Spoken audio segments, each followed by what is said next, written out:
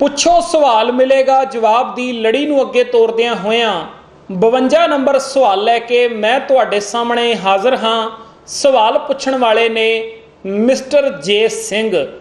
ਇਹਨਾਂ ਦਾ ਸਵਾਲ ਹੈ ਕਿ ਇਹ ਗੱਲ ਆਮ ਹੀ ਆਖੀ ਜਾਂਦੀ ਹੈ ਕਿ ਰੱਬ ਜਿਹੜਾ ਹੈ ਨਾ ਉਹ ਸਾਡੇ ਵਿੱਚ ਹੈ, ਸਾਰਿਆਂ ਦੇ ਵਿੱਚ ਰੱਬ ਰਹਿੰਦਾ ਹੈ। ਤੇ ਇਹ ਪੁੱਛਦੇ ਨੇ ਕਿ ਜਿਹੜਾ ਬੰਦਾ ਮਾੜੇ ਕੰਮ ਕਰਦਾ ਹੈ ਇਹਦਾ ਮਤਲਬ ਕਿ ਰੱਬ ਉਹਦੇ ਵਿੱਚ ਵੀ ਹੈਗਾ ਏ, ਤੇ ਜਦੋਂ ਉਹ ਬੰਦਾ ਮਾੜੇ ਕੰਮ ਕਰਨ ਵਾਸਤੇ ਜਾ ਰਿਹਾ ਹੁੰਦਾ ਹੈ ਤੇ ਅੰਦਰ ਬੈਠਾ ਰੱਬ ਜਿਹੜਾ ਹੈ ਉਸ ਨੂੰ ਰੋਕਦਾ ਕਿਉਂ ਨਹੀਂ ਹੈ?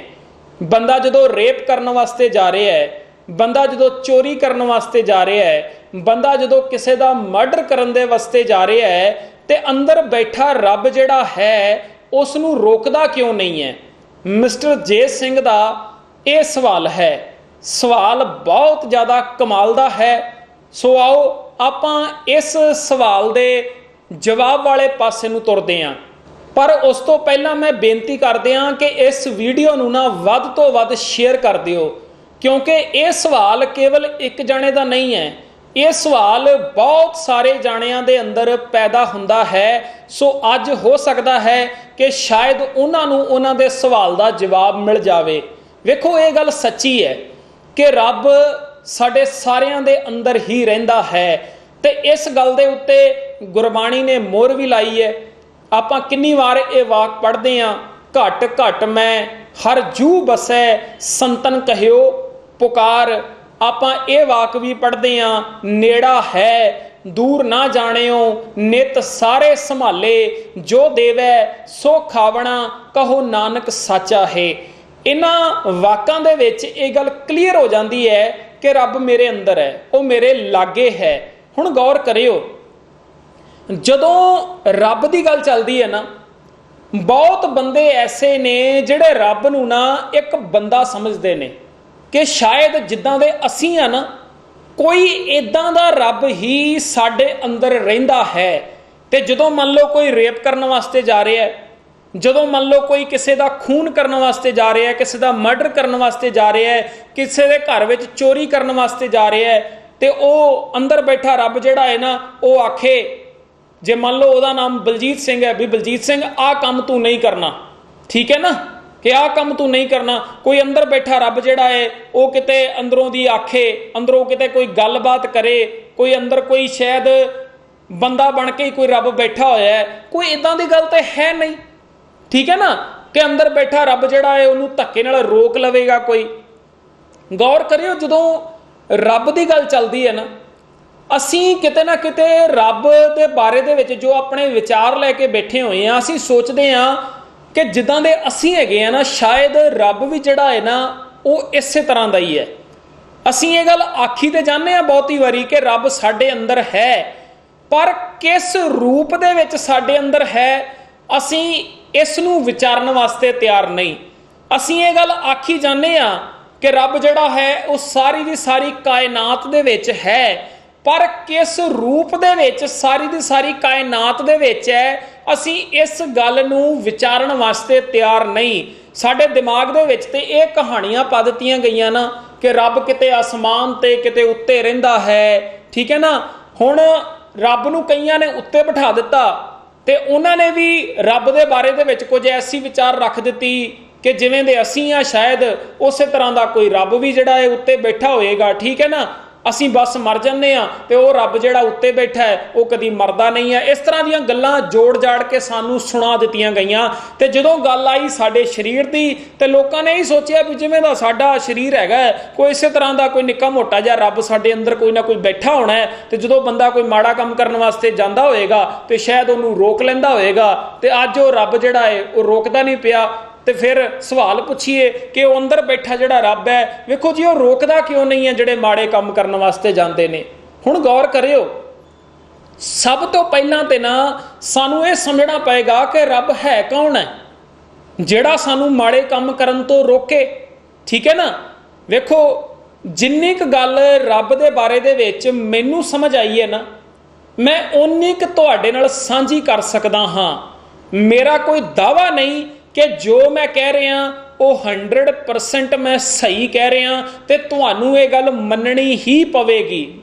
मैं ये गल नहीं कहता तुहानू कि जो मैं कह रहा वो तुसी मनो, तुहाडी मर्जी है, तुसी इस गल नूं मनना चाहुंदे हो जां नहीं मनना चाहते, ठीक है ना। पर जो मैनू समझ आया है ना रब जी दे बारे दे विच, वो मैं तुहाडे नाल शेयर करदा। देखो जदों ये गल चलदी है ना कि रब साडे अंदर है, मैनू ये गल समझ आई है कि गुणां दे रूप दे विच ना सत, संतोख, दया, धीरज, ईमानदारी, उद्यम आदिक जिहड़े ये गुण ने, इन्हां गुणां दे रूप दे विच रब जिहड़ा है वो मेरे इत्थे दिमाग दे विच बैठा होया है, ठीक है जी, गुणां दे रूप दे विच। ते दूजे नंबर दे उत्ते जिहड़ी गल मैनूं समझ आई है कि सच्चे ज्ञान दे रूप दे विच रब जिहड़ा है ना वो मेरे अंदर, मेरे इत्थे ब्रेन दे विच बैठा होया है। क्योंकि सच्चा ज्ञान जिहड़ा है इनू भी तुसी इंज नहीं कह सकते कि इहदा कोई रूप रंग आकार है, ते जिहड़े गुण ने इन्हां दा भी कोई रूप रंग आकार नहीं हैगा। गुरबाणी विच भी आया ना, रूप ना रेख ना रंग के छत्रेह गुण ते प्रभ भिन्न, ठीक है ना। ते जदों सच्चे ज्ञान की गल भी आई है उदों गुरबाणी दे विच ये वाक भी आ रहे ने, सतगुर मेरा सदा सदा ना आवे ना जाए, ओ अविनाशी पुरख है सब में रहा समाए, ठीक है ना। सच्चा ज्ञान जिहड़ा है, सच्चा सतगुरु सच्चा ज्ञान है, सच्चा ज्ञान जिहड़ा है वो अविनाशी है, ते रहिंदा कित्थे, सारियां दे विच ही रहिंदा है। ते जदों रब की गल भी चलदी है उदों भी आपां ये वाक पढ़दे हां कि रब दे बारे विच आखिया गया घट घट मैं हरजू बस है। सो मैनू तो गुरबाणी तो यह गल समझ आउंदी है कि सच्चे ज्ञान दे रूप दे विच रब मेरे इत्थे ब्रेन दे विच रहिंदा है, चंगे गुणां दे रूप दे विच रब मेरे इत्थे ब्रेन दे विच रहिंदा है। ते तीजी गल जिहड़ी मैनू समझ आउंदी है ना वो ये है कि कुदरती नियमां दे रूप दे विच रब मेरे अंदर भी है, तो सारी की सारी कायनात दे विच वो वसिया होया है, ठीक है ना। कुदरती निजम मेरे अंदर भी काम करते पे ने, ते सारी की सारी कायनात दे अंदर वो काम करते पे ने। ते उन्हां ही कुदरती निजमां दे विचों एक निजम है कि सानू ना कोई भी काम करन दी खुल दिती गई है। मतलब असीं अपनी जिंदगी दे विच चंगे तो चंगा काम करना चाहिए, सानू ओदी भी खुल है, ते असीं अपनी जिंदगी दे विच माड़े तो माड़ा काम करना चाहिए, सानू ओदी भी खुल है, ठीक है ना। ये एक कुदरत का नियम है कि सानू खुल दिती गई है, सानू खुला छड्डिया गया है कि जो करना है तुसी कर लो।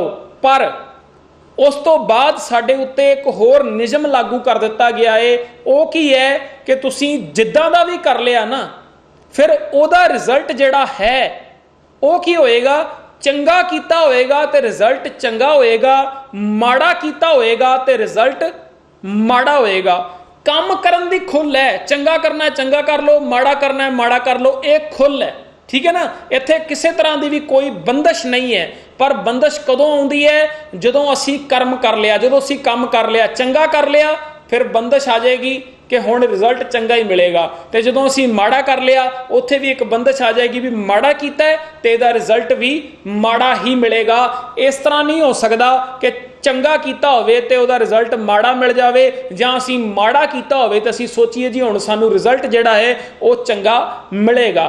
ते हुण जिहड़ा तुहाडा सवाल सी ना कि जे रब साडे अंदर है तो जो बंदा बुरे काम करने वास्ते जाता है, रेप करने वास्ते जाता है, किसी का खून मर्डर करने वास्ते जाता है, चोरी करने वास्ते जाता है, धोखा देने वास्ते जाता है, तो वो अंदर वाला रब जिहड़ा है उन्होंने रोकदा क्यों नहीं है।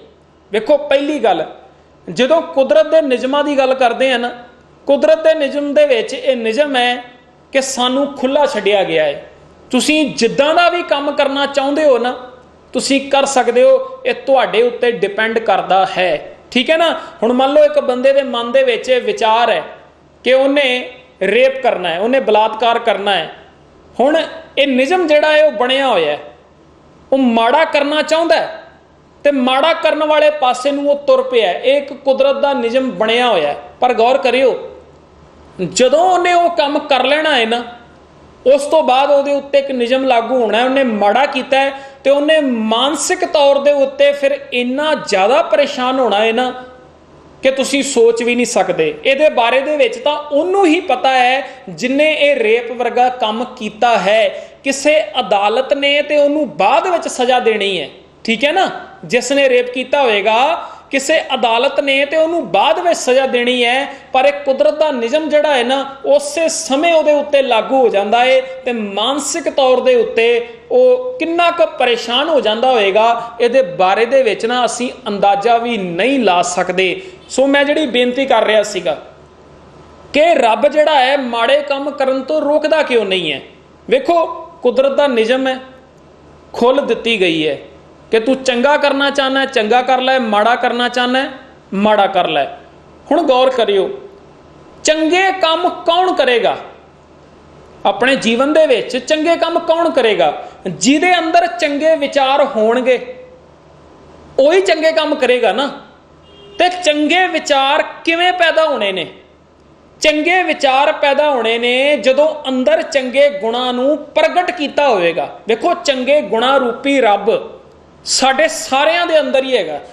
ऐसा नहीं कहा जा सकता कि फलाणियां दे अंदर ये चंगे गुण हैगे ने ते फलाणियां दे अंदर चंगे गुण नहीं हैगे। एक चंगे गुणां रूपी रब जिहड़ा है ना वो साडे सारियां दे अंदर ही है। मत विच रतन जवाहर माणिक जे एक गुर की सिख सुनी, ये चंगे गुण साडे सारियां दे अंदर ही ने। पर इन्हां चंगे गुणां नूं अपने अंदर प्रगट कोई कोई करदा है। जिस मनुख ने अपने अंदर सत संतोख दया धीरज ईमानदारी नूं प्रगट कर लिया हुंदा है ना, उहदे विचार हुंदे ने चंगे, उहदे विचार हुंदे ने बड़े वधिया। पर जिन्हां मनुखां ने अपने अंदर काम क्रोध लोभ मोह हंकार दे भैड़े प्रभाव नूं प्रगट कर लिया हुंदा है, उन्हां दे विचार हुंदे ने अत दे माड़े। हुण ये तां बंदे बंदे दे उत्ते डिपेंड करदा है ना कि उन्हें अपने अंदर चंगे गुणां नूं प्रगट कीता है जां उन्हें अपने अंदर काम क्रोध लोभ मोह हंकार दे भैड़े प्रभाव नूं प्रगट कीता है। जिन्हें गुणां नूं प्रगट कीता होएगा वो हमेशा चंगे काम ही करेगा। वो किसी दा रेप करने वाले पासे नहीं जा सकदा, वो चोरी करने वाले पासे नहीं जा सकदा, वो किसी का मर्डर करने वाले पासे नहीं जा सकता, वो किसी नाल धोखा धड़ी करने वाले पासे नहीं जा सकता। पर जिस बंदे ने अपने अंदर काम क्रोध लोभ मोह हंकार दे भैड़े प्रभाव नूं प्रगट किया होया है, उहदे विचार भी ते अत दे माड़े होणगे ना। माड़े काम करने वाले पासे नूं ओही ते जाएगा, ठीक है ना। माड़े काम करने वाले पासे नूं जाएगा क्योंकि एक कुदरत का नियम है। चंगा करना चाहना है चंगा कर लै, माड़ा करना चाहना है माड़ा कर लै। हुण इहदे अंदर भैड़े विचार प्रगट होए ने, काम क्रोध लोभ मोह हंकार दे भैड़े प्रभाव दे करके, उहदे करके ये माड़ा काम करने वाले पासे नूं जा रहा है, ठीक है ना। पर गौर करियो, इन्हें ना एक गलती होर कीती, जिथे अपने अंदर इन्हें चंगे गुणां नूं प्रगट नहीं ना कीता, उथे इन्हें अपने अंदर विवेक नूं भी डिवेलप नहीं कीता। विवेक डिवेलप किवें होना सीगा? वेखो विवेक डिवेलप होना सीगा सच्चे ज्ञान दे नाल। जे ये अपने अंदर सच्चे ज्ञान नूं प्रगट करदा, सच्चा ज्ञान भी इत्थे ही पिया। अगे हुणे आपां वाक पढ़िया है ना, सतगुर मेरा सदा सदा। सतगुरु सदा सदा ही है, सदैव ही है, ना आवे ना जाए, ना आउंदा है ना जांदा है। वो अविनाशी पुरख है, वो अविनाशी है, कभी नाश नहीं हुंदा। वो अविनाशी पुरख है, रहिंदा कित्थे है? सब में रहा समाए, सारियां दे विच ही समाया होया है, तुहाडे विच भी है मेरे विच भी है, ठीक है ना। चाहिदा ये सीगा कि अपने अंदर असीं सच्चे ज्ञान नूं डिवेलप करदे, ते सच्चे ज्ञान ने सानूं दसना सीगा की सही है साडे वास्ते की गलत है। क्योंकि सच्चा ज्ञान डिवेलप होने का अर्थ की है? विवेक डिवेलप हो जाना। तो विवेक आपां कहने उन्होंने है ना, विवेक वो चीज़ हुंदी है, विवेक उस क्रिया का नाम है जिहड़ी क्रिया सानूं दसे कि आह काम चंगा है तैनूं कर लेना चाहिए है, आह काम माड़ा है तैनूं नहीं करना चाहिए। पर इस बंदे ने अपने अंदर विवेक नूं भी डिवेलप नहीं किया। हुण जदों विवेक नूं डिवेलप ही नहीं किया तो इनू पता सवाह लगना सीगा कि जिहड़ा ये रेप करने वास्ते तुरिया ये अत दा माड़ा काम है तो मैनू नहीं करना चाहिए। ਗਿਆਨ ਨੂੰ ਡਿਵੈਲਪ ਹੀ ਨਹੀਂ ਕੀਤਾ। ਠੀਕ ਹੈ ਨਾ, ਸੱਚੇ ਰੱਬ ਨਾਲ ਸਾਂਝ ਨਹੀਂ ਪਾਈ, ਨਾ ਸੱਚੇ ਗਿਆਨ ਨਾਲ ਸਾਂਝ ਪਾਈ ਹੈ, ਨਾ ਚੰਗੇ ਗੁਣਾਂ ਦੇ ਨਾਲ ਸਾਂਝ ਪਾਈ ਹੈ। ਤੇ ਜਿੱਥੋਂ ਤੱਕ ਕੁਦਰਤੀ ਨਿਯਮ ਦੀ ਗੱਲ ਹੈ, ਕੁਦਰਤੀ ਨਿਯਮ ਨੇ ਤਾਂ ਖੁੱਲਾ ਛੱਡੇ ਹੋਇਆ, ਤੂੰ ਜਿਵੇਂ ਕਰਨਾ ਚਾਹੁੰਦਾ ਹੈ ਕਰ ਲੈ, ਚੰਗਾ ਕਰਨਾ ਹੈ ਚੰਗਾ ਕਰ ਲੈ, ਮਾੜਾ ਕਰਨਾ ਹੈ ਮਾੜਾ ਕਰ ਲੈ। ਪਰ ਸੱਚ ਕਰਕੇ ਜਾਣੀ, ਵੇਖ ਇਹ ਗੁਣ ਤੇਰੇ ਅੰਦਰ ਨੇ, ਇਹਨਾਂ ਗੁਣਾਂ ਦੀ ਵਰਤੋਂ ਕਰਕੇ ਤੂੰ ਬਚ ਸਕਦਾ ਹੈ। ਇਹ ਕੁਦਰਤੀ ਨਿਯਮ ਸਾਨੂੰ ਇਹ ਵੀ ਦੱਸਦੇ ਨੇ। ਠੀਕ ਹੈ ਨਾ, ਇਹਨਾਂ ਗੁਣਾਂ ਦੀ ਵਰਤੋਂ ਕਰਕੇ ਤੂੰ ਬਚ ਸਕਦਾ ਹੈ। ਇਹਨਾਂ ਗੁਣਾਂ ਦੀ ਵਰਤੋਂ ਕਰੇਗਾ, ਨੇਕ ਕਰਮ ਕਰੇਗਾ, ਕਿਸੇ ਤਰ੍ਹਾਂ ਦਾ ਤੈਨੂੰ ਕੋਈ ਦੁੱਖ ਨਹੀਂ ਲੱਗੇਗਾ ਬਾਅਦ ਵਿੱਚ।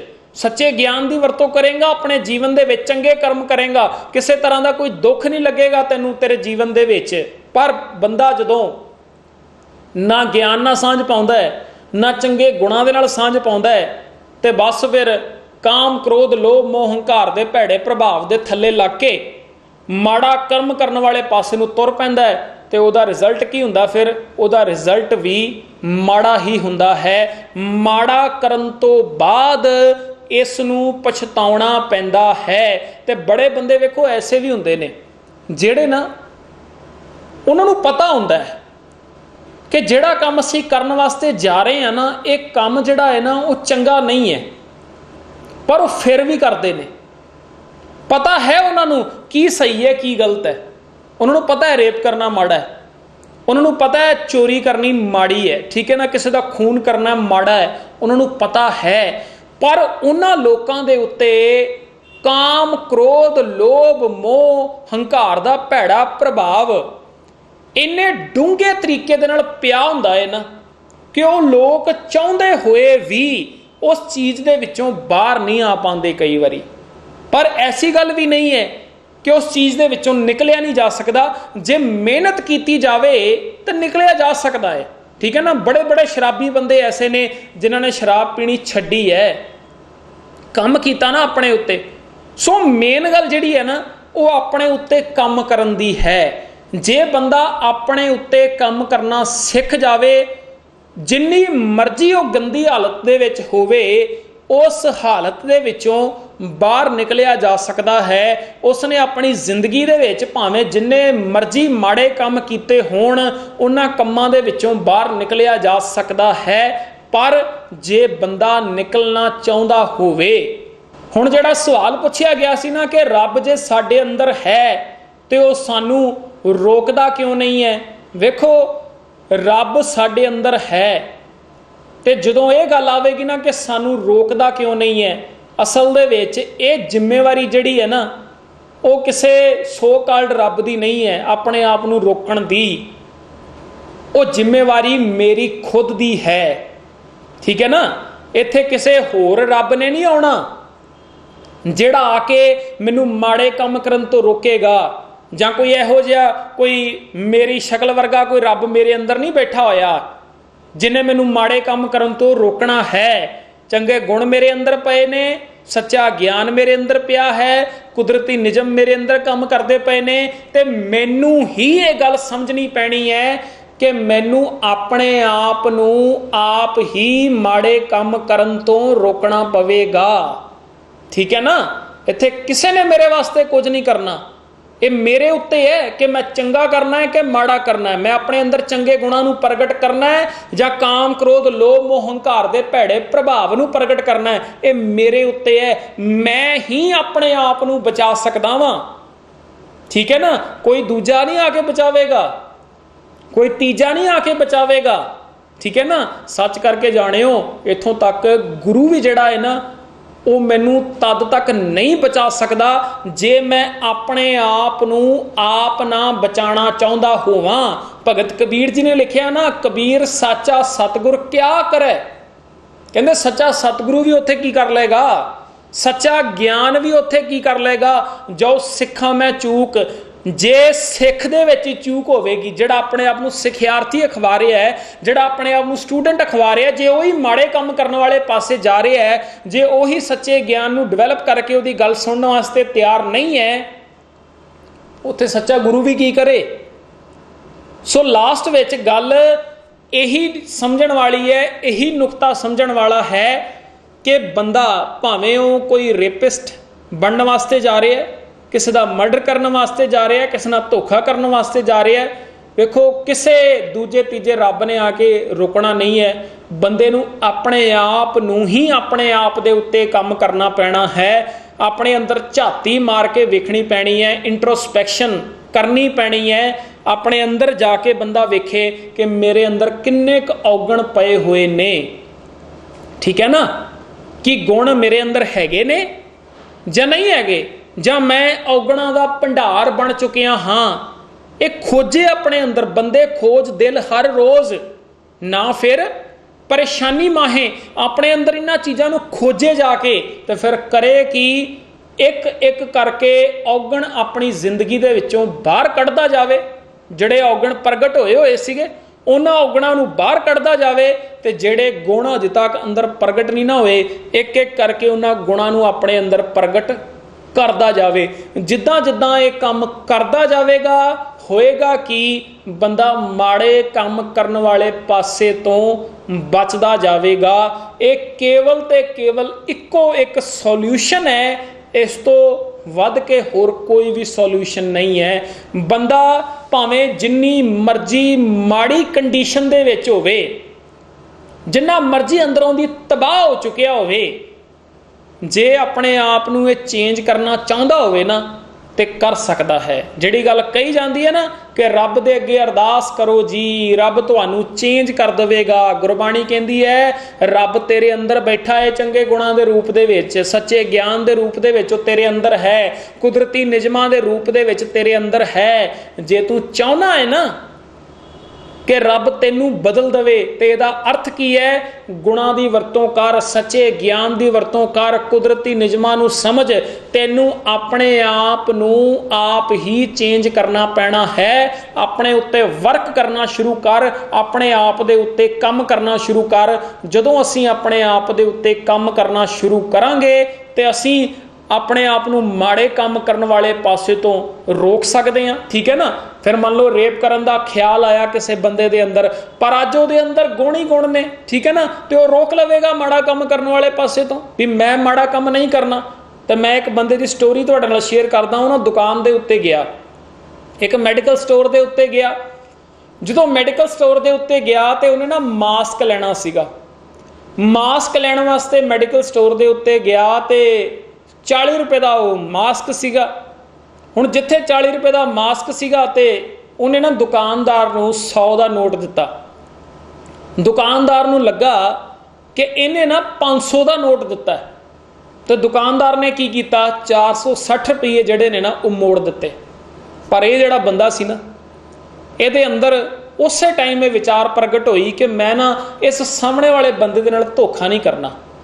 ਪਰ ਇਹ ਵਿਚਾਰ ਪ੍ਰਗਟ ਹੋਣ ਤੋਂ ਪਹਿਲਾਂ ਕਿ ਮੈਂ ਸਾਹਮਣੇ ਵਾਲੇ ਬੰਦੇ ਨਾਲ ਧੋਖਾ ਨਹੀਂ ਕਰਨਾ, ਇੱਕ ਵਾਰੀ ਇਹ ਵੀ ਥੋਟ ਆਇਆ, ਇੱਕ ਵਾਰੀ ਇਹ ਵੀ ਵਿਚਾਰ ਆਈ ਕਿ 460 ਰੁਪਏ ਆ ਰਹੇ ਨੇ, ਲੈ ਲੈਂਦੇ ਆ, ਮੈਂ ਤਾਂ ਇਹਨੂੰ 100 ਹੀ ਦਿੱਤਾ ਹੈ ਨਾ, ਤੇ ਇਹ ਮੈਨੂੰ 460 ਦਿੰਦਾ ਪਿਆ, ਮੈਨੂੰ ਤਾਂ ਫਾਇਦਾ ਹੀ ਹੋਣਾ, ਲੈ ਲੈਂਦੇ ਆ। ਪਰ ਉਸੇ ਟਾਈਮ ਅੰਦਰ ਇਮਾਨਦਾਰੀ ਵਾਲਾ ਜਿਹੜਾ ਗੁਣ ਹੈ ਨਾ ਉਹ ਪ੍ਰਗਟ ਹੋ ਗਿਆ, ਤੇ ਉਹਨੇ ਕਹਿਣਾ ਸ਼ੁਰੂ ਕਰ ਦਿੱਤਾ ਧੋਖਾ ਨਾ ਕਰ, ਇਮਾਨਦਾਰ ਰਹਿ, ਠੀਕ ਹੈ ਨਾ। ਤੇ ਫਿਰ ਇਸ ਬੰਦੇ ਨੇ ਡਿਸਾਈਡ ਕੀਤਾ ਕਿ ਨਹੀਂ, ਮੈਂ ਧੋਖਾ ਨਹੀਂ ਕਰਨਾ। ਤੇ ਫਿਰ ਉਹਨੇ ਉਸ ਦੁਕਾਨਦਾਰ ਨੂੰ ਆਖਿਆ ਕਿ ਵੇਖੋ ਜੀ 40 ਰੁਪਏ ਦਾ ਮਾਸਕ ਹੈ ਤੇ ਮੈਂ ਤੁਹਾਨੂੰ 500 ਨਹੀਂ ਦਿੱਤਾ, ਮੈਂ ਤੁਹਾਨੂੰ 100 ਰੁਪਏ ਦਿੱਤਾ ਹੈ, ਤੇ ਤੁਸੀਂ ਮੈਨੂੰ 60 ਰੁਪਏ ਹੀ ਵਾਪਸ ਕਰੋ, ਠੀਕ ਹੈ ਨਾ। ਮੈਨੂੰ ਇਹ 460 ਨਹੀਂ ਚਾਹੀਦੇ ਤੁਹਾਡੇ ਕੋਲੋਂ, ਮੈਨੂੰ ਕੇਵਲ 60 ਰੁਪਏ ਜਿਹੜੇ ਮੇਰੇ ਬਣਦੇ ਨੇ ਉਹ ਮੈਨੂੰ ਵਾਪਸ ਕਰ ਦਿਓ। ਸੋ ਮਾੜਾ ਕੰਮ ਕਰਨ ਵਾਲੇ ਪਾਸੇ ਤੋਂ ਬਚ ਗਿਆ ਜਦੋਂ ਗੁਣ ਅੰਦਰ ਪ੍ਰਗਟ ਹੋਏ। ਪਰ ਜੇਕਰ ਗੁਣ ਨਾ ਹੁੰਦੇ ਤੇ ਫਿਰ ਕੀ ਹੋਣਾ ਸੀਗਾ? ਫਿਰ ਤਬਾਹੀ ਮਚਣੀ ਸੀਗੀ, ਠੀਕ ਹੈ ਨਾ। ਇਹਨੇ 460 ਲੈ ਤੇ ਲੈਣੇ ਸੀਗੇ, ਥੋੜੀ ਦੇਰ ਦੀ ਖੁਸ਼ੀ ਹੈ, ਪਰ ਅੰਦਰੇ ਅੰਦਰ ਪਰੇਸ਼ਾਨ ਵੀ ਇੰਨੇ ਹੋ ਜਾਣਾ ਸੀਗਾ ਕਿ ਅੱਜ ਮੈਂ ਬੇਈਮਾਨੀ ਕਰਕੇ ਆਇਆ ਵਾਂ, ਠੀਕ ਹੈ ਨਾ। ਸੋ ਗੱਲ ਇਹ ਸਮਝਣ ਵਾਲੀ ਹੈ, ਰੱਬ ਮੇਰੇ ਅੰਦਰ ਹੈ, ਉਹ ਮੈਨੂੰ ਮਾੜੇ ਕੰਮ ਕਰਨ ਤੋਂ ਰੋਕਦਾ ਹੈ, ਪਰ ਉਹ ਤਾਂ ਰੋਕੇਗਾ ਜੇ ਉਹਨੂੰ ਪ੍ਰਗਟ ਕੀਤਾ ਹੋਏਗਾ। ਭਾਵ ਚੰਗੇ ਗੁਣ ਮੇਰੇ ਅੰਦਰ ਨੇ, ਸੱਚਾ ਗਿਆਨ ਮੇਰੇ ਅੰਦਰ ਹੈ, ਪਰ ਉਹ ਤਾਂ ਰੋਕਣਗੇ ਜੇ ਮੈਂ ਉਹਨਾਂ ਨੂੰ ਆਪਣੇ ਅੰਦਰ ਪ੍ਰਗਟ ਕੀਤਾ ਹੋਵੇਗਾ ਤੇ ਮੈਂ ਆਪ ਉਹਨਾਂ ਗੁਣਾਂ ਨੂੰ ਆਪਣੇ ਜੀਵਨ ਦੇ ਵਿੱਚ, ਸੱਚੇ ਗਿਆਨ ਨੂੰ ਮੈਂ ਆਪਣੇ ਜੀਵਨ ਦੇ ਵਿੱਚ ਕਮਾ ਰਿਹਾ ਹੋਵਾਂਗਾ। ਸੋ ਆਸ ਹੈ ਕਿ ਵੀਰ ਜੀ ਤੁਹਾਨੂੰ ਤੁਹਾਡੇ ਸਵਾਲ ਦਾ ਜਵਾਬ ਮਿਲ ਗਿਆ ਹੋਵੇਗਾ। ਸੋ ਆਓ ਅਸੀਂ ਕਿਸੇ ਇਹੋ ਜਿਹੇ ਰੱਬ ਤੋਂ ਆਪਣਾ ਖਿਹੜਾ ਛੁਡਾਈਏ ਜਿਸ ਨੇ ਅੱਜ ਤੱਕ ਸਾਡਾ ਕੇਵਲ ਨੁਕਸਾਨ ਹੀ ਕੀਤਾ ਹੈ। ਅਸੀਂ ਉਹਦੇ ਅੱਗੇ ਅਰਜ਼ੋਈਆਂ ਬੇਨਤੀਆਂ ਬਹੁਤ ਕੀਤੀਆਂ ਨੇ ਕਿ ਸਾਨੂੰ ਬਚਾ ਲੈ, ਸਾਨੂੰ ਬਚਾ ਲੈ, ਸਾਨੂੰ ਬਚਾ ਲੈ, ਅਸੀਂ ਮਾੜੇ ਪਾਸੇ ਨੂੰ ਜਾ ਰਹੇ ਹਾਂ, ਪਰ ਉਸ ਰੱਬ ਨੇ ਸਾਨੂੰ ਕਦੀ ਵੀ ਬਚਾਇਆ ਨਹੀਂ। ਪਰ ਜੇਕਰ ਅਸੀਂ ਇਹ ਗੁਣਾਂ ਵਾਲੇ ਰੱਬ ਨੂੰ, ਸੱਚੇ ਗਿਆਨ ਵਾਲੇ ਰੱਬ ਨੂੰ, ਕੁਦਰਤੀ ਨਿਯਮਾਂ ਵਾਲੇ ਰੱਬ ਨੂੰ ਜੇਕਰ ਸਮਝ ਲਈਏ ਨਾ, ਤੇ ਆਪ ਉਦਮ ਕਰੀਏ ਕਿ ਮੈਂ ਇਸ ਰੱਬ ਨਾਲ ਜੁੜ ਕੇ ਆਪ ਆਪਣੀ ਜ਼ਿੰਦਗੀ ਨੂੰ ਚੇਂਜ ਕਰਨਾ ਹੈ। ਕੋਈ ਦੂਜਾ ਤੀਜਾ ਰੱਬ ਨਹੀਂ ਹੈ ਜਿਹੜਾ ਮੇਰੀ ਜ਼ਿੰਦਗੀ ਨੂੰ ਚੇਂਜ ਕਰ ਸਕੇ, ਤੇ ਮੈਂ ਆਪਣੀ ਜ਼ਿੰਦਗੀ ਨੂੰ ਆਪ ਬਦਲ ਸਕਦਾ ਵਾਂ। ਸੋ ਜੇ ਇਹ ਵੀਡੀਓ ਤੁਹਾਨੂੰ ਚੰਗੀ ਲੱਗੀ ਹੈ, ਇਸ ਵੀਡੀਓ ਨੂੰ ਲਾਈਕ ਕਰਿਓ, ਨਹੀਂ ਚੰਗੀ ਲੱਗੀ ਤੇ ਡਿਸਲਾਈਕ ਕਰ ਦਿਓ। ਵੱਧ ਤੋਂ ਵੱਧ ਇਸ ਵੀਡੀਓ ਨੂੰ ਸ਼ੇਅਰ ਕਰ ਦਿਓ ਅਤੇ ਕਮੈਂਟ ਕਰਕੇ ਦੱਸਿਓ ਕਿ ਇਹ ਵੀਡੀਓ ਤੁਹਾਨੂੰ ਕਿਵੇਂ ਦੀ ਲੱਗੀ। ਜੇ ਹਜੇ ਤੱਕ ਤੁਸੀਂ ਮੇਰਾ YouTube ਚੈਨਲ ਸਬਸਕ੍ਰਾਈਬ ਨਹੀਂ ਕੀਤਾ, ਸਬਸਕ੍ਰਾਈਬ ਕਰ ਲਿਓ, ਬੈਲ ਆਈਕਨ ਦਬਾ ਦਿਓ, ਆਲ ਤੇ ਕਲਿੱਕ ਕਰਿਓ ਤਾਂ ਕਿ ਜਦੋਂ ਵੀ ਨਵੀਂ ਵੀਡੀਓ ਅਪਲੋਡ ਕੀਤੀ ਜਾਵੇ ਉਸ ਦਾ ਨੋਟੀਫਿਕੇਸ਼ਨ ਤੁਹਾਡੇ ਤੱਕ ਪੁੱਜ ਜਾਵੇ। ਧੰਨਵਾਦ।